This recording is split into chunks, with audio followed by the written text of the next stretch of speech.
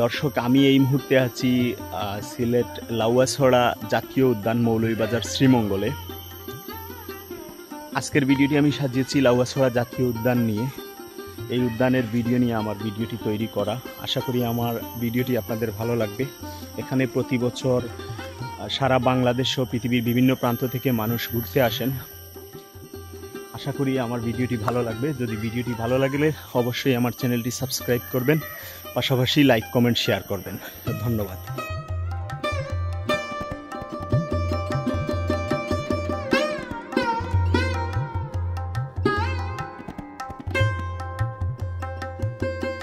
লাউয়াছড়া জাতীয় উদ্যান একটি সংরক্ষিত বনাঞ্চল।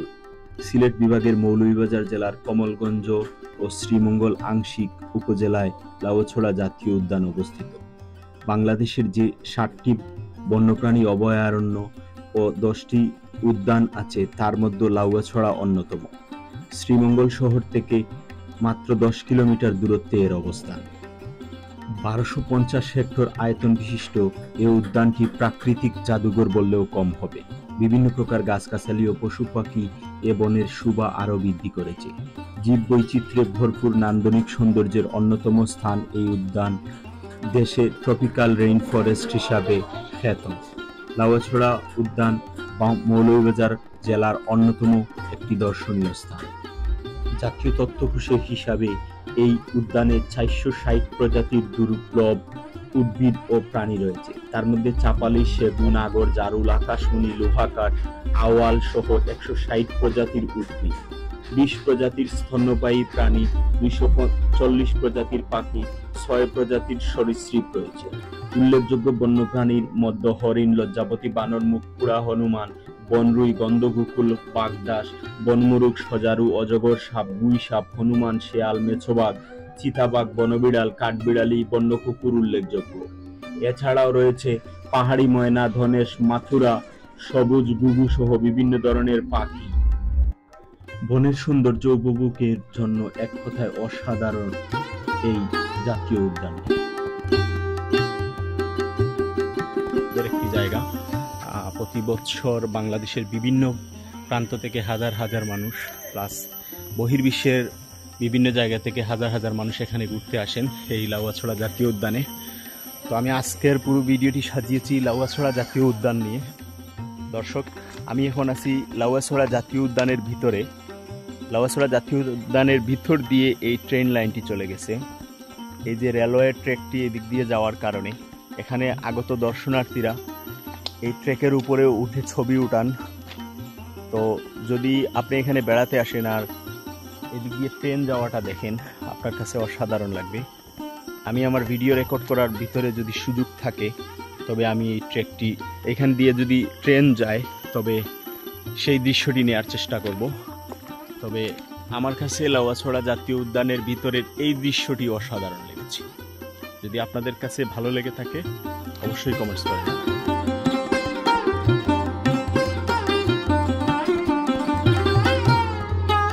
লাউয়াছড়া জাতীয় উদ্যানে প্রবেশ ফি হিসাবে 115 টাকা জনপ্রতি এবং অপ্রাপ্তবয়স্কদের জন্য 57 টাকা এবং বিদেশি পর্যটকদের জন্য 1150 টাকা নেওয়া হয় এবং গাড়ি পার্কিংয়ের জন্য নির্ধারিত হারে গাড়ি পার্কিং ফি নেওয়া হয়।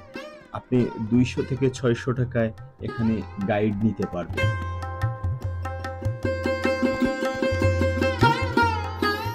দর্শক, আমার পিছনে যে গাছটি দেখতেছেন এটি হচ্ছে লোহাকাঠ গাছ। পৃথিবীতে যখন লোহার আবিষ্কার হয়নি, আক্ষরিক লোহার আবিষ্কার হয়নি, তখন এই গাছের যে কাঠ সেই কাঠ ব্যবহার করে যারা তখন তো কৃষি কাজ করা হতো, সেই কৃষি কাজের যে ব্যবহার্য তৈজসপত্র সে তখন এই কাঠের গাছ দিয়ে তৈরি করা হতো। কারণ তখন আক্ষরিক লোহা পৃথিবীতে আবিষ্কৃত হয়নি এবং শক্ত গাছ হিসাবে লোহা কাঠের ব্যবহার করা হতো।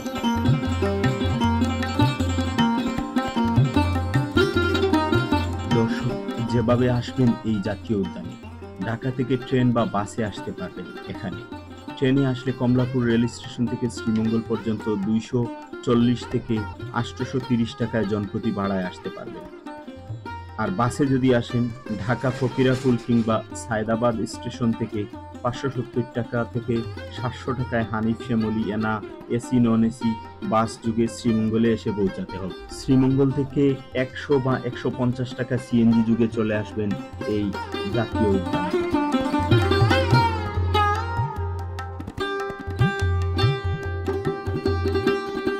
দর্শক, লাউয়াছড়া জাতীয় উদ্যানের ভিতরে আমার ঠিক মাথার উপরে এই যে আমার হাতের এই যে দেখুন একটি বানর ফ্যামিলি, তারা খুব সুন্দর সময় পার করতেছে। আপনি যদি কখনো লাউয়াছড়ার ভিতরে আসেন তবে এই ধরনের দৃশ্য খুবই কমন। আমি আমার ক্যামেরায় যতটুকু সম্ভব এটি দেখানোর চেষ্টা করতেছি। সেই বানর ফ্যামিলি, এই বানর ফ্যামিলিতে বাচ্চা রয়েছে ছোট ছোট এবং বড় বানর রয়েছে। দেখুন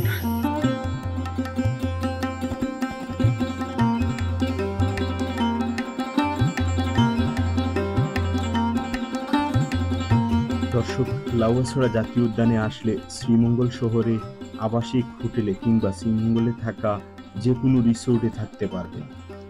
শ্রীমঙ্গলে রয়েছে অসংখ্য সুন্দর সুন্দর রিসোর্ট, এর মধ্যে যে কোনো একটি রিসোর্টে আপনি থাকতে পারবেন। এই সমস্ত রিসোর্টে থাকা এবং খাওয়ার উভয়েরই বন্দোবস্ত রয়েছে। এগুলো খুবই উন্নত মানের রিসোর্ট এবং এই রিসোর্টগুলোতে থাকলে আপনি শ্রীমঙ্গলের প্রাকৃতিক সৌন্দর্য উপভোগ করতে পারবেন।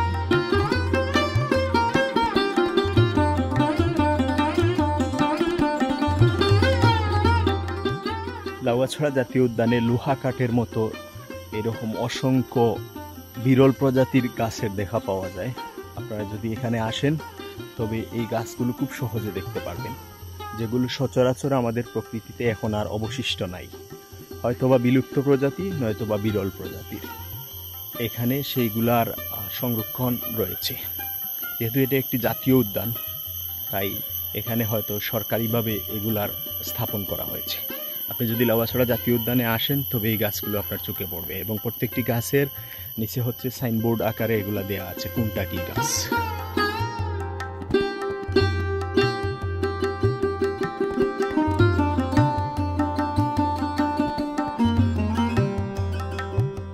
যারা অ্যাডভেঞ্চার প্রিয় তারা আসতে পারেন লাউয়াছড়া জাতীয় উদ্যানে। এখানে হাজার হাজার প্রকৃতির বৃক্ষরাজি আর পশু পাখির ডাক আপনাকে আনন্দ দিবেই। আপনি না চাইলেও আপনার মন ভরে যাবে। আমার রিকমেন্ডেশন থাকবে, যারা নীরব নিস্তব্ধ প্রকৃতি ভালোবাসেন, যেখানে শুধু পশু পাখি গাছগাছালি সেই দৃশ্যগুলো উপভোগ করা যায়, এরকম দৃশ্য খুঁজতে হলে আপনাকে প্রথম পছন্দ করতে হবে লাউয়াছড়া জাতীয় উদ্যানকে।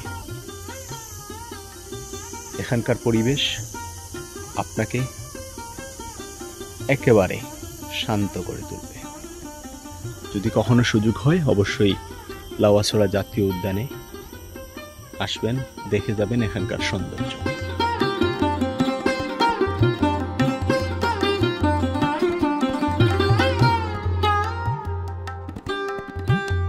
দর্শক, লাউয়াছড়া জাতীয় উদ্যানের ভিতরে আসার পরে ঢোকার যে গাছগুলো আছে, বিভিন্ন গাছে কোন যেন সেই মহান যে কারিগররা কিছু কিছু জিনিস লিখে রাখছেন। সাপোজ ধরেন এইখানে লেখা আছে F+S, আবার এই গাছে লেখা আছে R+J। ঠিক এইভাবে প্রত্যেকটা গাছে বিভিন্ন অসংখ্য মানুষ A+ কি যেন, তারপরে হচ্ছে M+J, মানে প্রত্যেকটা গাছে এইভাবে কোনো না কোনো প্লাস দেয়া। আমি আসলে এক্স্যাক্টলি জানি না এই প্লাসগুলা কি। S, তারপরে A+, M+।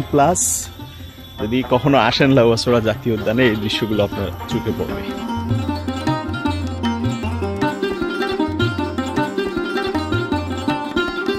দর্শক, লাউয়াছড়া জাতীয় উদ্যানের প্রবেশমুখের পাশেই রয়েছে বিভিন্ন ধরনের খাবারের দোকান।